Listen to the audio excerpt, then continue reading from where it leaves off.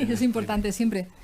Buenas tardes. Lo primero, agradecer poder estar aquí hoy. Realmente me hace bastante ilusión porque además es una investigación que se ha ido publicando en la revista de Hidalguía. Desde el año 2013 se publicó un trabajo, el año pasado se publicó el último y bueno, ya esto es como la conclusión de una investigación que se irá haciendo poco a poco sobre la construcción de la memoria de la Casa de Gondomar.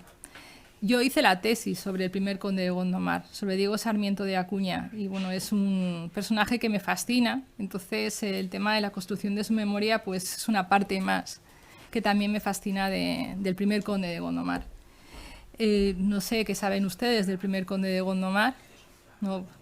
Oh, Dios mío, para alguien que lleva tanto tiempo estudiando el conde de Gondomar es como, por favor, ¿cómo puede ser eso posible? Ya casi, es lo que iba a decir Elena, sí, ya es como, lo que me preocuparía es algún día escucharle, ¿no? Pero ya es como parte de la familia, ¿no? Bueno, ¿no? No se me oye, hablo bastante alto. Está grabado, eso es para el streaming nada más. Bueno, Diego Sarmiento de Acuña, 1567-1626, es el primer conde de Gondomar, como digo, nació en Astorga, en León. Nace en Astorga, pero por un tema de una epidemia de peste, básicamente. Entonces le pilla ahí un poco de casualidad a sus padres. Sus padres fundan un mayorazgo en 1579 sobre Vincios y Gondomar. El padre del conde era un segundón de la familia de Salvatierra y su madre era sobrina de los condes de Valencia de Don Juan. Realmente él, si tiene unos ancestros particularmente destacados, va a ser por parte de su madre, por los Acuña, de los condes de Valencia de Don Juan. Claro, ese mayorazgo no queda exento de deudas, básicamente porque él lo recibe el mismo año que se funda, en 1579, lo recibe con 14 años. Entonces se va a tener que dedicar toda su vida a asegurarlo y a potenciarlo, ¿no? Y a hacerlo fuerte. Y eso va a hacer, por ejemplo, pues, que su primer matrimonio pues, sea con una hija de la casa de Salvatierra, que a fin de cuentas será la casa a la que pertenecía su padre, para darle un poco de fuerza.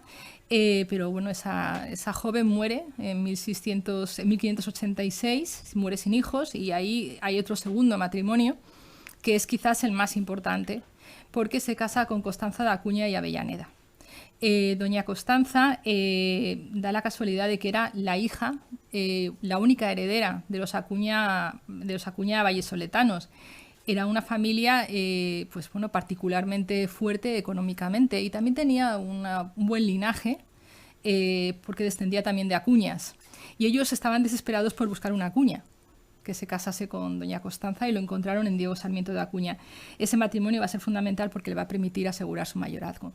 Y además va a potenciar su carrera. Comienza una carrera que comienza pues siendo, primero, comienza entrando en la cofradía de Santa María de Esgueva, de Valladolid, que eso le permitía demostrar una limpieza de sangre que le abre la puerta al hábito de Calatrava.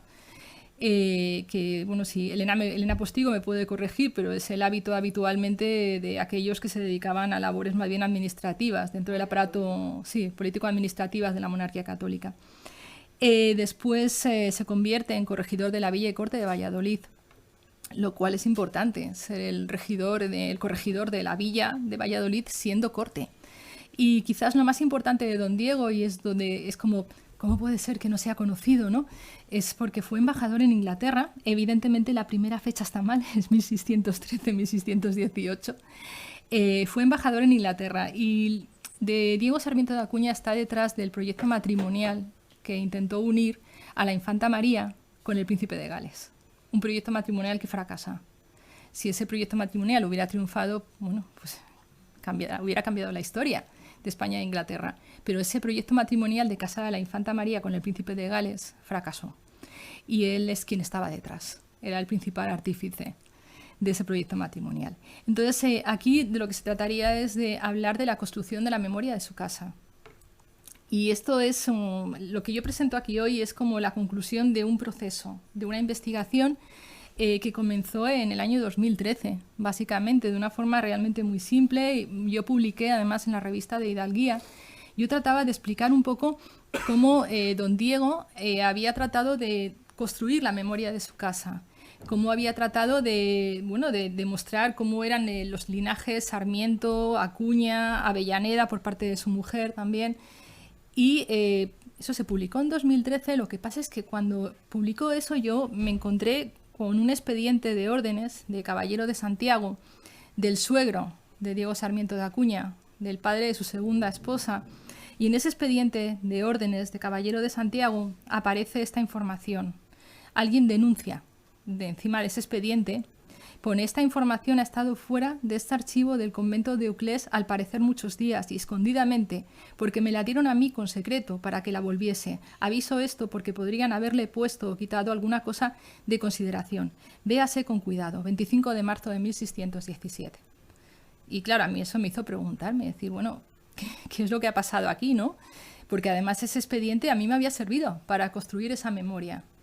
Porque además todo lo que aparece en ese expediente relativo a la esposa de Diego Sarmiento de Acuña es lo que yo luego también me encuentro en las obras de Alonso López de Haro o de Prudencio de Sandoval, de cronistas de la época. Cronistas a los que Diego Sarmiento de Acuña había financiado las obras y con los que hay cartas que demuestra que él participa en la confección de ese árbol genealógico. En 1623 hay una denuncia sobre ese expediente de Caballero de Santiago, de Lope de Acuña y de Avellaneda. Y esa denuncia viene de un tal Gallo de Avellaneda, que dice descender de la misma rama de Avellaneda que Lope de Acuña. Eso provocó una investigación y al final la conclusión es que el Consejo de Órdenes descubre que sí que ha habido modificaciones sobre ese expediente, que se sacó del del archivo de Euclés y que hubo falsificación sobre el expediente. Y claro, ¿eso quién lo hace? Bueno, mi teoría es que probablemente Diego Sarmiento de Acuña pudiera tener algo que ver, básicamente porque la memoria que se construye cuando se falsifica ese expediente coincide con la memoria que él trata de hacer pública sobre su familia y que él financia en obras de Alonso López de Haro, de Prudencio de Sandoval. Esto sería el árbol genealógico conocido de Constanza de Acuña y de Avellaneda, de la segunda esposa del conde de Gondomar. Este sería su árbol genealógico, el que nos ha llegado hasta ahora en las obras de Alonso López de Haro. Ahí tenemos que ella estaría emparentada con Bernardino González de Avellaneda, con el primer conde de Castrillo. Este sería, digamos, el árbol genealógico que aparece en el trabajo del año 2013 y que es el que se supone que don Diego Sarmiento de Acuña quería que nosotros conociéramos. Pero, y de hecho lo financia a través de estas obras. Aparece así tal cual en estas obras. Pero es que no es el árbol genealógico de doña Constanza. Este sería el árbol genealógico de Constanza de Acuña y Avellaneda. ¿Cómo lo sé? Pues muy fácil, porque... Bueno, fácil no. Fácil no ha sido tampoco, ¿eh? Pero bueno, a ver, fácil en el sentido de que lo bueno que tiene la casa de Gondomar, que lo estábamos hablando durante la comida, es que los fondos los compra la Casa Real en el siglo XIX. Entonces, al adquirirlos la Casa Real, se reparten entre la Real Biblioteca, la Real Academia de la Historia, la Biblioteca Nacional y algunos que van por ahí a parar a otros sitios, pero los principalmente se agrupan en esos tres lugares. Claro, eso nos permite una facilidad para encontrar. Hay como 30.000 documentos. O sea, es probablemente pues, uno de los archivos que junto con la biblioteca, que es la biblioteca más importante de esa época, porque hay algunos autores que la biblioteca de Diego Sarmiento de Acuña dicen que era superior a la del mismísimo rey. Es una biblioteca impresionante. Bueno, pues a través de cartas, de testamentos, a través de compra y venta de territorios, reconstruyendo, nos encontramos con que realmente, pues, que el árbol genealógico de Constanza de Acuña y de Avellaneda, de la segunda esposa de don Diego, era este. Y es donde, ahí estaba hablando con David durante la comida, que parece que tiene cierta familia Gallo. Si se fijan... Sí. Es que yo así a simple vista no lo veis bien, ¿no? Entre el primer árbol y el segundo. Vale. Bueno, la diferencia. Sí. Vale. Bueno, aparte de que hay bastante... Bueno, ya. Es más pequeño. Realmente, a ver, es que no... ¿Se puede ver el cursor? No, ¿no? Pues mira, yo me levanto, ¿eh? Ratón, sí. ¿Sí se ve? El ratón, sí. Vale. Vale, pues ahí se ve que está emparentada con Bernardino González de Avellaneda, porque se supone que tanto don Bernardino González de Avellaneda como la segunda esposa del conde descenderían de Juan González de Avellaneda y Teresa de Pineda. Ahí es donde está la cuestión, que esto es la teoría que se supone que descenderían ambos de ahí. Hablamos de Bernardino González de Avellaneda, que en aquella época era un personaje, bueno, fue presidente de la Casa de Contratación de Indias y fue un personaje, bueno, vivió prácticamente 90 años y fue un personaje bastante importante y, bueno, primer conde de Castrillo. ¿Cuál es el tema? Que es que no es ese, es que realmente esos abuelos que están aquí de doña Constanza, bueno, bisabuelos, no eran Juan González de Avellaneda y Teresa de Pineda, es que eran Lope Ochoa de Avellaneda y María de Estrada.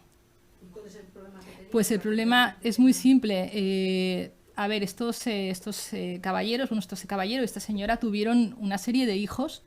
Una rama es la de Constanza de Avellaneda, que emparenta con Juan de Acuña, que son los abuelos de la esposa del conde, y otra rama, que es la de Diego Ochoa de Avellaneda, que tiene una hija que emparenta con los Gallo de Avellaneda, bueno, con los Gallo de la ciudad de Burgos. Y entonces, este Gallo de aquí abajo, Diego Gallo de Avellaneda, es el que denuncia el expediente de Lope de Acuña.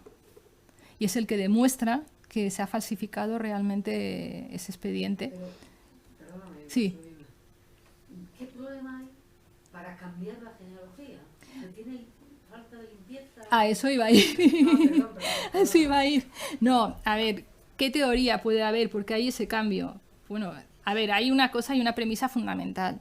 Entre emparentar con unos regidores de la ciudad de Burgos, con todos mis respetos a David, a ver, que entre esos regidores de la ciudad de Burgos y los condes de Castrillo, hablamos de un título nobiliario, mínimo, ¿no?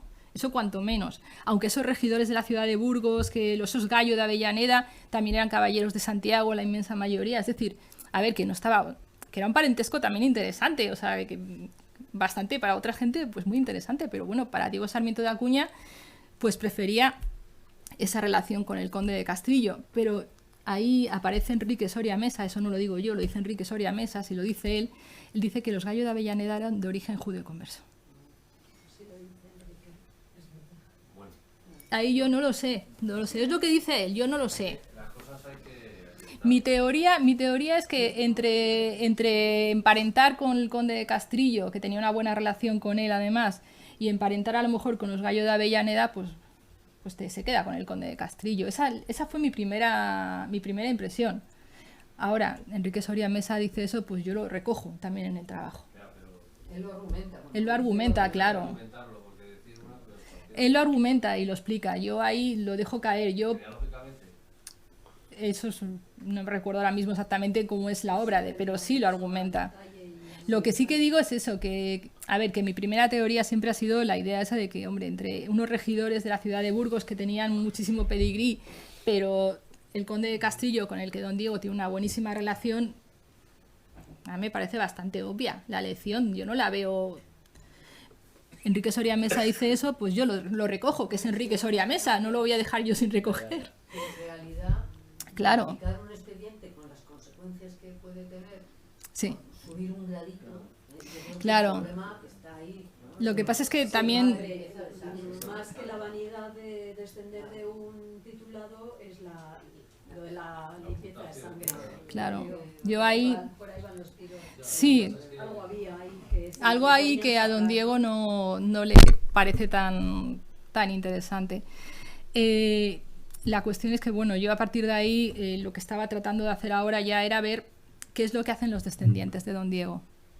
Es decir, qué es lo que van a hacer ellos. Que van a seguir con esa teoría por ese camino, van a buscar otras vías para construir la memoria de la casa. Eso, digamos, es lo que yo planteaba ya en esta fase final de la investigación, es tratar de ver la memoria de la casa, pero ya no desde los tejes y manejes que se trae don Diego, sino de la descendencia, de qué van a hacer sus hijos, su nieto, su bisnieto. Eso no ha sido tampoco una tarea fácil en absoluto, reconstruir. Esto que ven aquí es, Diego Sarmiento de Acuña está aquí, su primera esposa. Aquí está la segunda esposa, Constanza de Acuña y de Avellaneda, y aquí están todos los hijos del conde, ¿vale? Hay un hijo, 1, 2, 3, hay 4 varones, 3 mujeres. Bueno, ahí están todos, pero esto no es una tarea fácil. ¿Por qué? porque esta segunda generación de la Casa de Gondomar no recibe el título, la recibe la tercera generación. Entonces no hay mucha información, o sea, me ha costado muchísimo trabajo reconstruir qué era de cada hijo, dónde estaba cada hijo situado, buscar probanzas para parientes del Santo Oficio, probanzas en órdenes militares. No ha sido una tarea sencilla, ¿no? O sea, para mí también es interesante, por lo menos yo quiero recalcar el valor de lo que a mí, el trabajo que me ha costado, por lo menos a mí. Luego no sé si será más o menos interesante, pero poder hacer este árbol genealógico a mí me ha costado mi trabajo.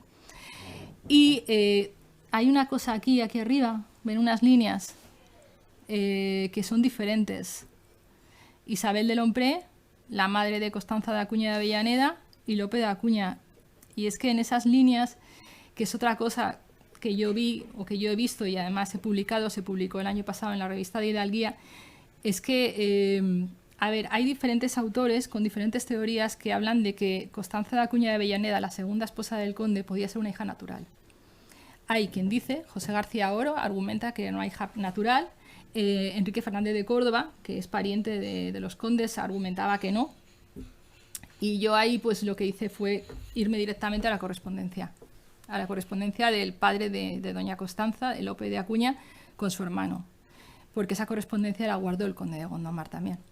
Y viendo esa correspondencia yo me encontré con que si doña Constanza nace en 1570, en 1572 don Lope sigue soltero.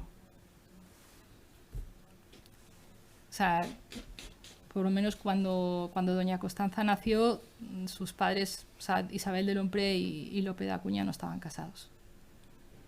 Eso es lo que yo vi en la correspondencia. También es una buena razón para tratar de mejorar el árbol genealógico de tu esposa. Esa posibilidad, ¿sí? Eso es una cosa que todavía no puedo decir ni sí ni no. Eso es una cosa que yo no puedo, desgraciadamente es una cosa que no puedo demostrar. Yo solo sé que en 1573 se muere Lope de Acuña y que en 1572 Lope de Acuña está reconociendo que tiene que casarse y que además que tiene que casarse urgentemente. ¿Con ella? No especifica con quién, pero solamente ya es como que ahí en las cartas que cruzan los hermanos, Pedro de Acuña, que es el hermano de Lope de Acuña, está desesperado porque Lope de Acuña se case. Desesperadísimo. En todas las cartas le dice que tiene que asentarse, que un caballero como él tiene que asentarse, que tiene que tal. Y el hermano, yo no sé si es que estaba por uvas o qué, pero no parecía muy, muy preocupado por ese tema. Y un año antes de su muerte empieza a estarlo, en 1572. Lo que pasa es que se muere en 1573 y yo no puedo saber si estaban casados. No lo puedo ni sí ni no. Yo solamente sé que cuando ella nace, ahí no hay matrimonio. Después, no lo sé.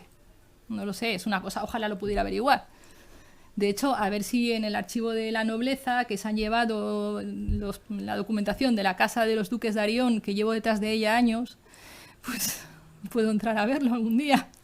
Están trabajando en tratar de poder poner esa documentación accesible y yo llevo como años torturando a Miguel Gómez Bozmediano y pidiéndole y preguntándole que cuándo va a estar accesible esa documentación. Debe estar de mi harta ya. En fin. Bueno, la esposa del conde, ahí tenía algunos datos de ella, que nació en Tournai, además, en Flandes, en 1570, hija de esa señora, Isabel de Lompré.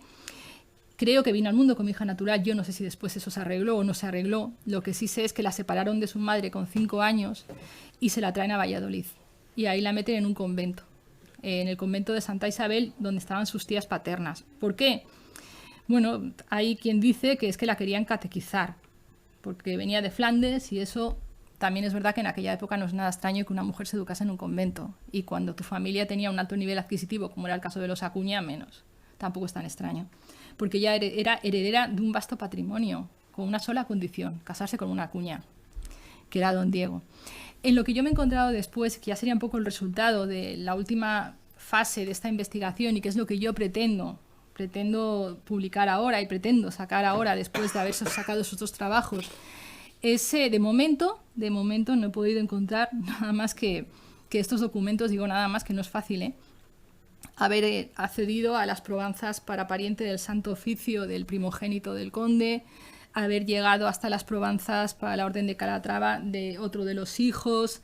Luego, bueno, las Provenças también del nieto, costados que me he podido encontrar por ahí del tercer conde.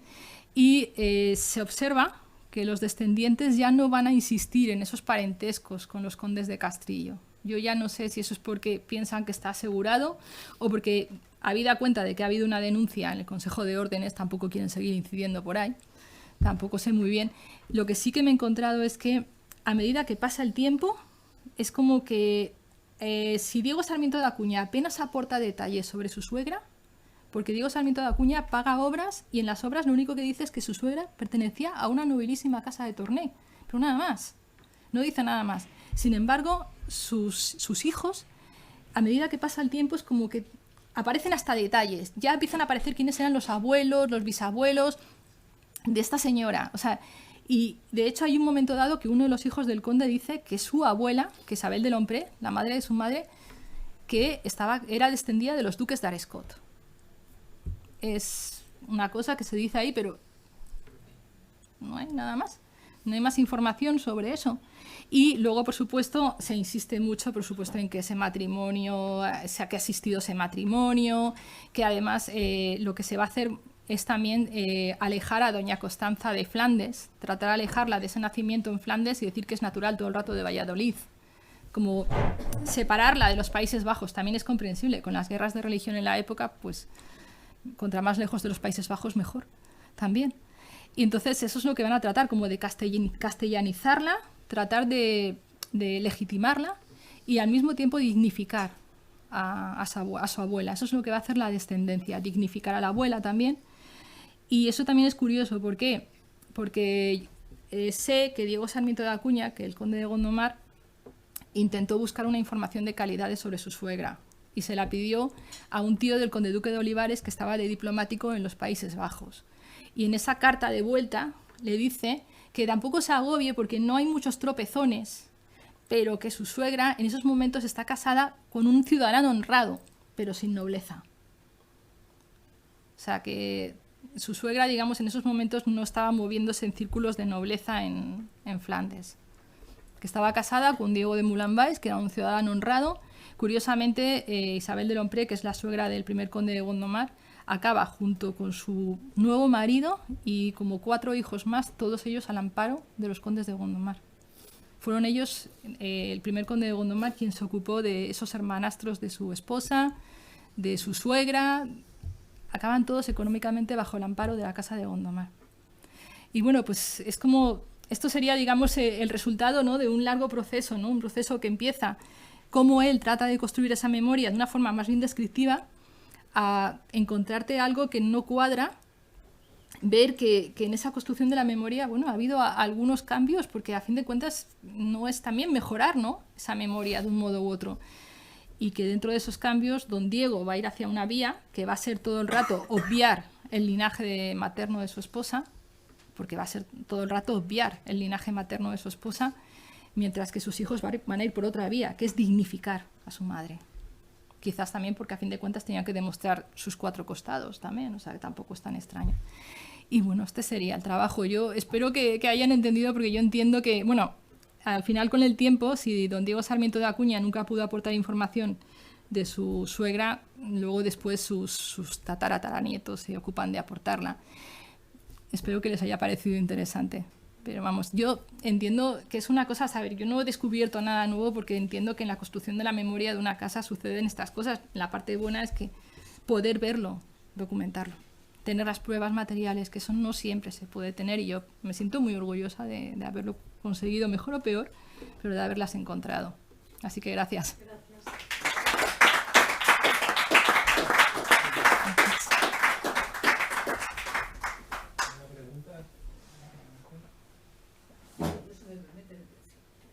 Bueno, la jefa, qué miedo.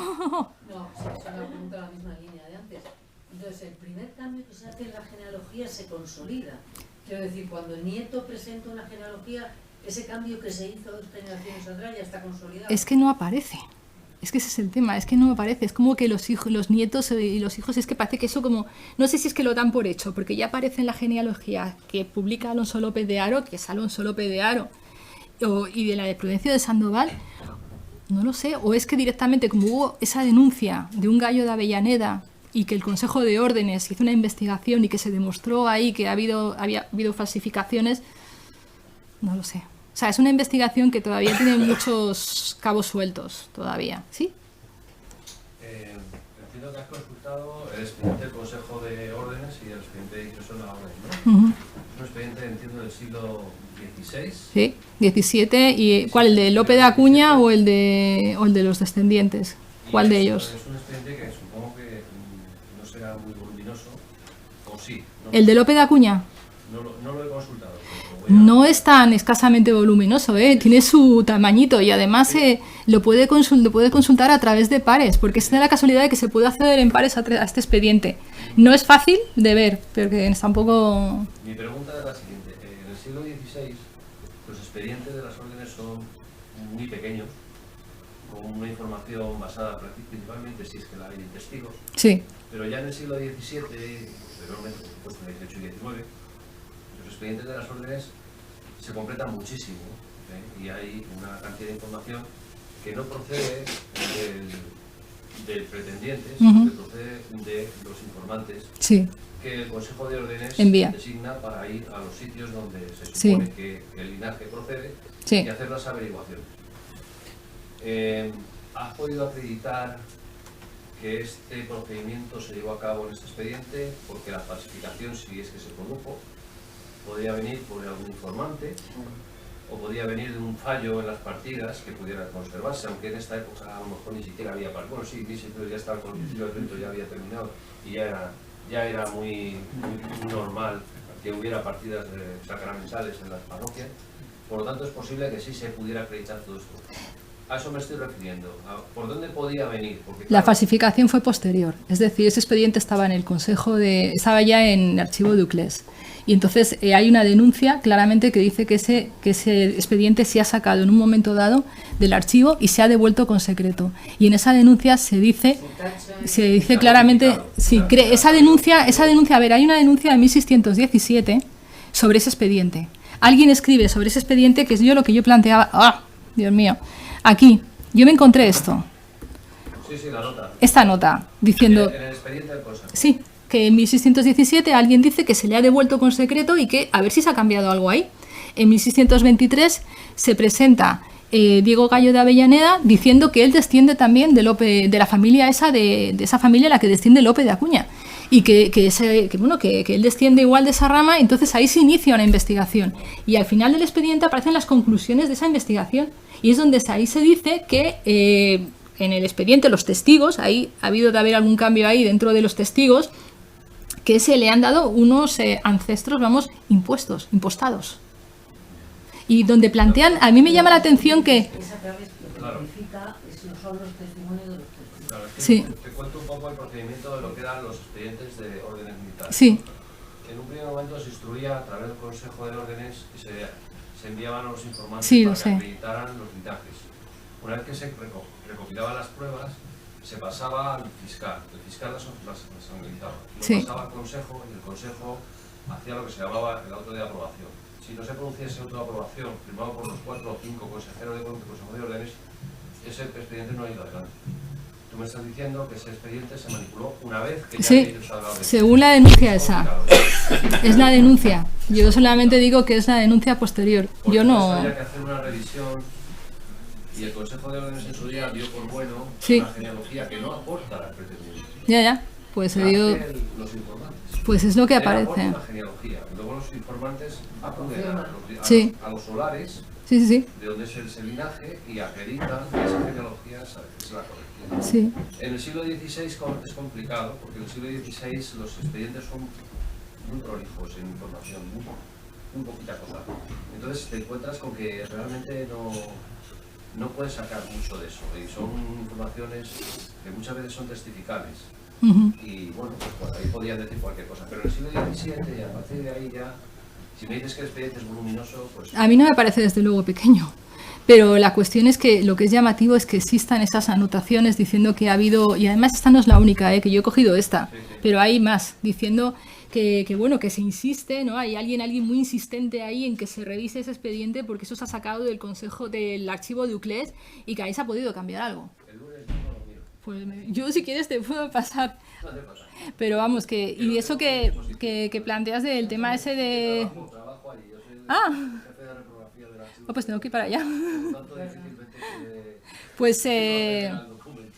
no, pues, eso digo yo, porque tengo que ir para allá, ¿eh? O sea que... Fotocopia ya pongas a hacer eso. No, pues, es bastante interesante. De hecho, con el tema ese de los informantes, hay bastantes cartas de Diego Sarmiento de Acuña en su momento tratando de averiguar los informantes, de su propio hábito. Bueno, es súper interesante todo ese tema. Gracias. Creo que el ponente que usted